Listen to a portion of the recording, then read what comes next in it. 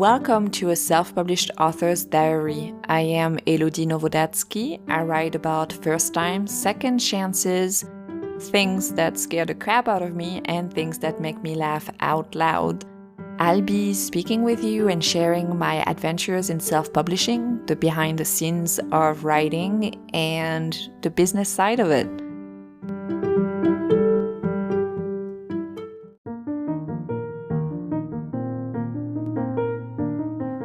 And before we get started today, a small message from our sponsor, Anchor.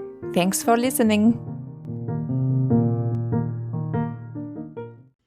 Hi, I'm back. Back again. I shouldn't sing. Tell a friend. I hope you're all doing great. I'm writing all the words or reading all the books, and also maybe self-publishing the way you want to with the goals you have in mind. Maybe that's a message for myself. I am writing all the words and trying to read some books and definitely aiming to self-publish the way I want to while keeping my goals in mind and my budget. And today, as I'm back with all of you on this podcast of mine, I have a new book out. I know. You probably want to pause this episode to download a copy right now. So before telling you how I have planned this release and what my goals are with this particular book, let me tell you a little bit more about it. It's called Sweets for Love. It's the second standalone in the Swans Cove series. It's a steamy rom-com with a grumpy former bodyguard and a single mom who is trying to save her family bakery by entering a TV show baking competition. And the man she almost had a one-night stand with in Vegas almost a year ago is chief of security on that TV show. He's the grumpy former bodyguard. Have I mentioned this is a steamy rom-com? The first reviews are raving. Readers have called it phenomenal, hot, laughing out loud moments with a lot of sizzle. This book is wide, meaning that you can get it on Amazon, Apple, Google Play, Kobo, Nook, Scribd, and so much more, including Overdrive with your library. So yes, again, you can go ahead and pause and get your copy before continuing to listen. The title, let me repeat it, is Sweets for Love. It's hashtag Sweets for Love, but you can find it by just writing Sweets for Love. And you can also write my last name, Novodatsky, N-O-W-O-D as dog, A-Z-K-I-J. It's been a while I had spelled it to find the book. If you're driving, or if you're in the shower, or cleaning your house, or maybe brushing your teeth as you listen, then make sure you check out the episode description, which has the link to the book. So in this episode, and I know I'm back after a much longer break than planned, and I'm going to tell you a little bit why. But mainly what I'm going to share in this episode is my release strategy for this book. Part of my release strategy for this book, I should say. I have started to prepare for the release of Sweets for Love basically when I published The Leftover Bride last year, because I had already put Sweets for Love on pre-order. So every time I would run a discount on The Leftover Bride, I would think like, oh, maybe it's going to help pre-orders or get more people to know about the series and so gain new readers. When it comes to the actual release week, and trying to get a lot of reviews for the book as it releases, or more reviews than I usually get the first week of release, I started posting about Sweets for Love on social media in the spring. So sharing quotes, sharing my process, sharing the cover. I've been trying to build the buzz about Sweets for Love for quite some time now. So my aim for this particular release, and I'm talking about release week, is to not pay any Facebook ads prior to the book releasing, and also not to spend any Amazon ads prior to the release. And I also do not want to spend any money right now on Booksprout or on NetGalley, which are sites that you can use to get early reviews for your books. And that can also, jumpstart the word to mouth and the early buzz about the books.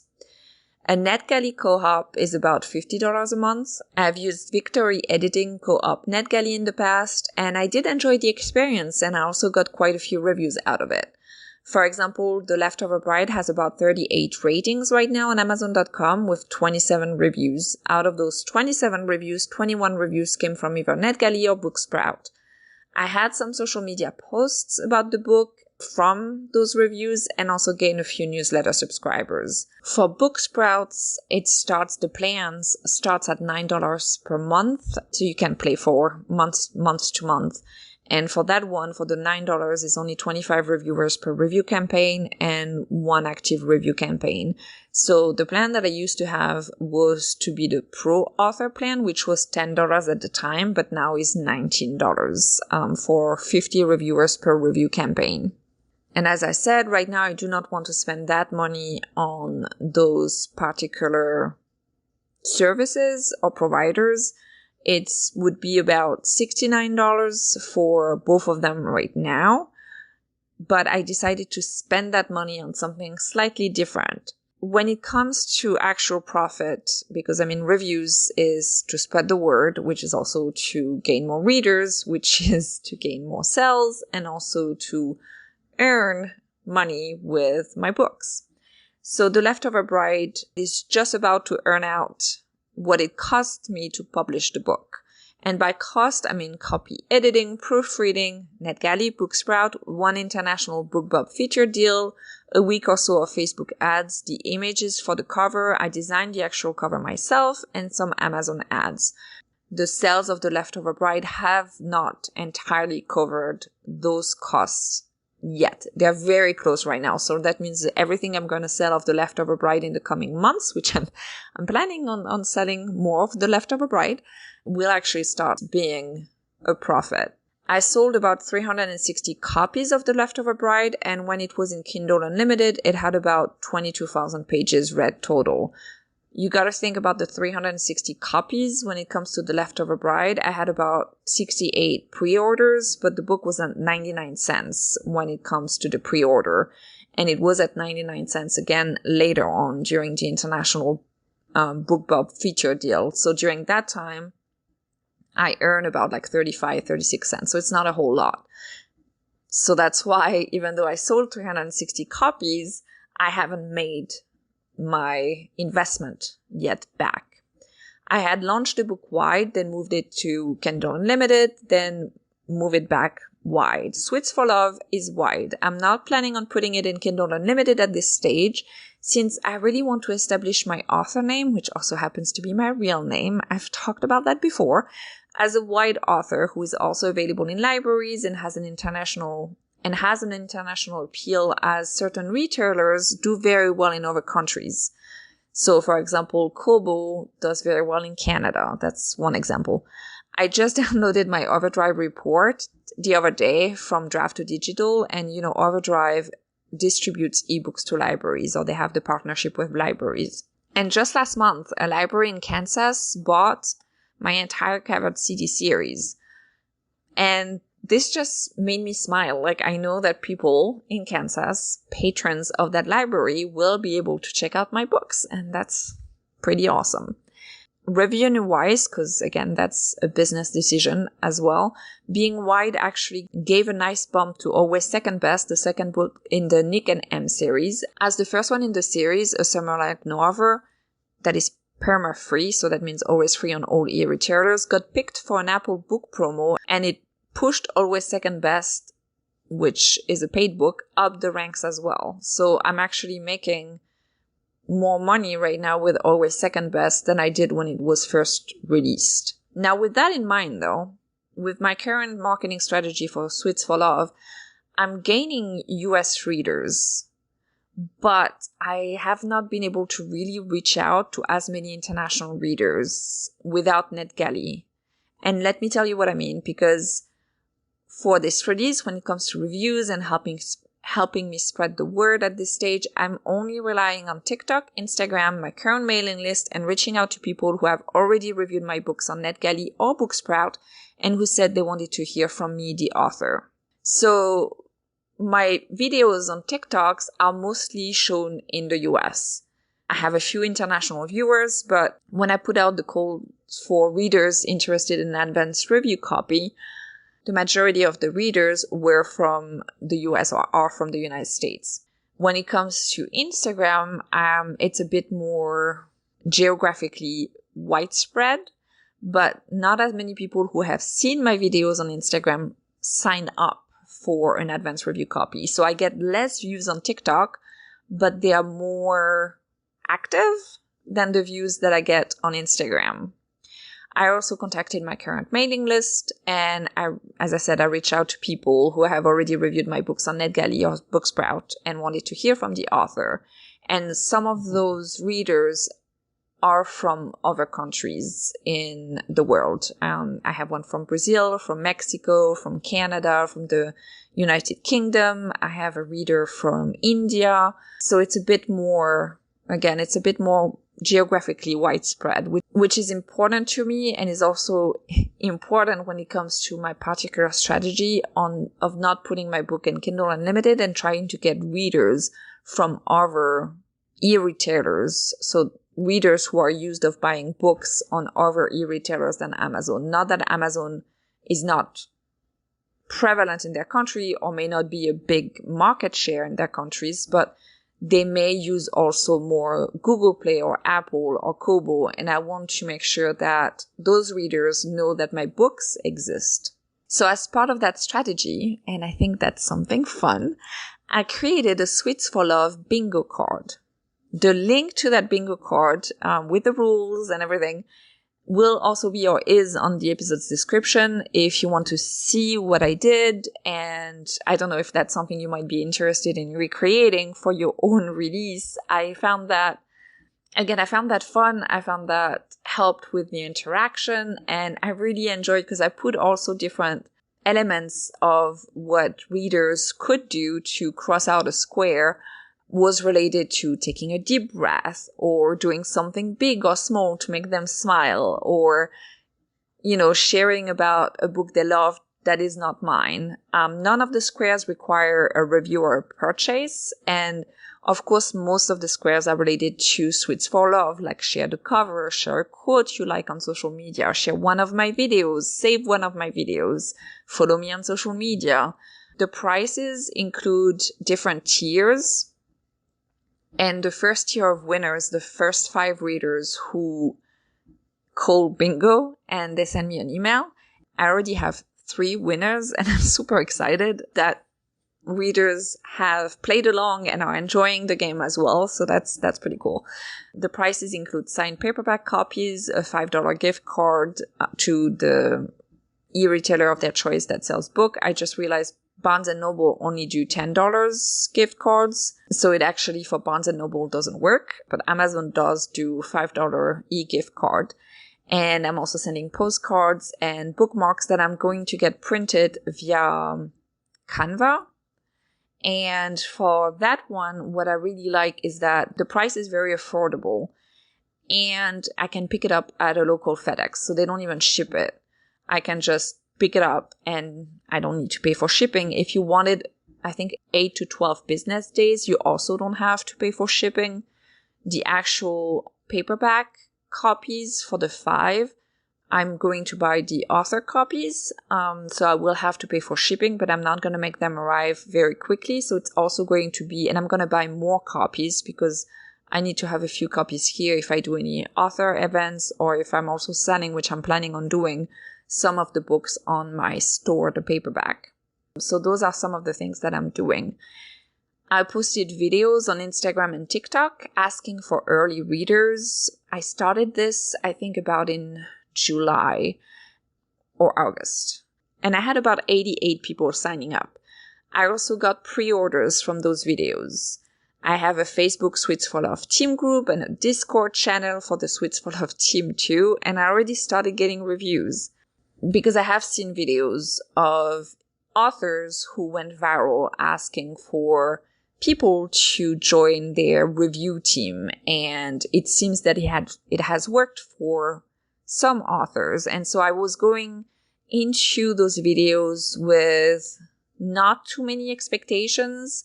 So I'm still posting right now. I'm still posting. I'm going to switch starting tomorrow. I'm no longer going to ask for reviews. I'm just going to post the quotes, but it has, I think, helped raise awareness about Sweets for Love, which is great. And my goal was to get 50 reviews if I had more than 100 people who signed up. Since I did not get more than 100 people, my goal is to get 25 reviews during the first week of publication. So reviews help when it comes to ads because people are more likely to take a chance on an author they have never read if there are quite a bit of reviews associated with the book, which is another reason why I'm not doing Facebook ads or Amazon ads prior to the release as it's in pre-order, because if people don't know me, they might get interested by the book, but I know that seeing those reviews might encourage them to actually purchase the book. On TikTok, the hashtag Sweets for Love has been viewed almost 24,000 times at the time of recording, which is definitely exposure. I reach out to new readers, and as I said, I have 88 readers who signed up to get an e-arc from the forum. And as mentioned before, I also reach out to readers from NetGalley and Booksprouts, right, who had agreed to receive information from me.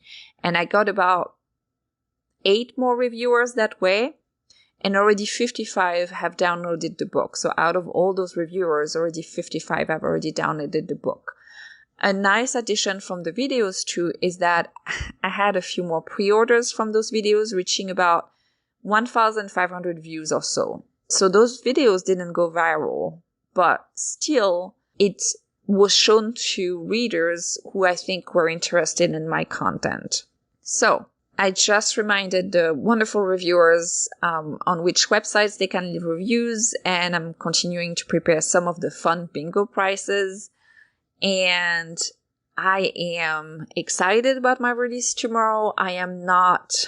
How can I explain that? Sometimes I used to go into releases, and I still do. I mean, I'm releasing a book thinking that it's going to go viral and hundreds of thousands of people are going to download it and read it and love it and review it and share it with their friends and their parents and, I don't know, their cousins and their entire neighborhood and their book clubs and their libraries. And I'm still crossing my fingers that this happens. I also know that I've worked in the back to make sure that at least it's set up for success.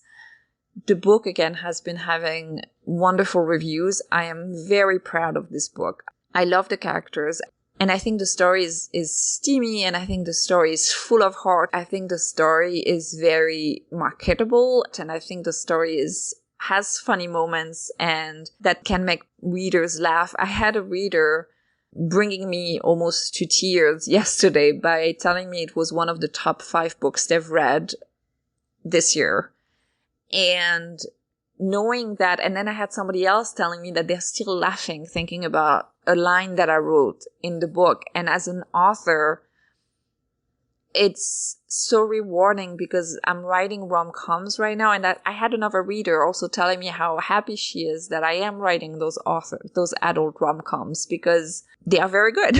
And yeah, it's my diary, so I will say this, that, you know, this week is also a very emotional week for me because it's my 3rd birthday, so to speak. 3 years ago, in October 2019, I had my stem cell transplant, and on October 7th, so a day after release, was the day that I got my stem cells back. And so I was at the hospital, and it was not an easy hospital stay, to say the least. And I had high dose chemo. I was feeling pretty well, I think, on October 5th and October 6th and October 7th. It's basically after you receive your stem cells that it gets harder because you don't, basically your immune system is wiped out before it builds up again. So it's very challenging. And, that moment of the year, I mean, it's not the only moment of the year that I'm maybe a bit more reflective, or I'm a bit more,